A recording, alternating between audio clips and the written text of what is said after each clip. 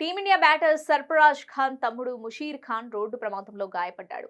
ఉత్తరప్రదేశ్లో ఈ ప్రమాదం చోటు చేసుకుంది. ప్రమాద సమయంలో ముషీర్ ఖాన్తో పాటు అతని తండ్రి నౌషద్ ఖాన్ కూడా ఉన్నట్లు తెలుస్తుంది. ఇరానీ కప్ కోసం కాన్పూర్ నుంచి లక్నోకు వెళ్తుండగా ప్రమాదం చోటు చేసుకుందని సమాచారం. రోడ్డు ప్రమాదంలో ముషీర్ ఖాన్ కు ఫ్రాక్చర్ అయినట్లు తెలుస్తోంది. లక్నో వేదికగా అక్టోబర్ 1 నుంచి ఇరానీ కప్ జరుగుతున్న విషయం తెలిసిందే.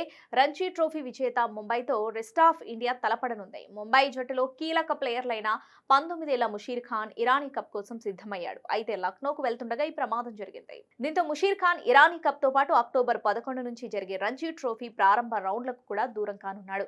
ముషీర్ ఖాన్ 9 ఫస్ట్ క్లాస్ మ్యాచ్లోని స్టార్ ప్లేయర్ గా గుర్తింపు పొందాడు. 51.14 సగటుతో 716 పరుగులు చేశాడు. 8 వికెట్లు కూడా పడగొట్టాడు. ఇటీవల జరిగిన దులీప్ ట్రోఫీలో ఇండియా బి తరపున 181 పరుగులు సంచలన ఇన్నింగ్స్ ఆడాడు. అంతేగాక రంజీ ట్రోఫీలో ముంబై విజేతగా నిలవడంతో ముషీర్ ఖాన్ కీలక పాత్ర పోషించాడు.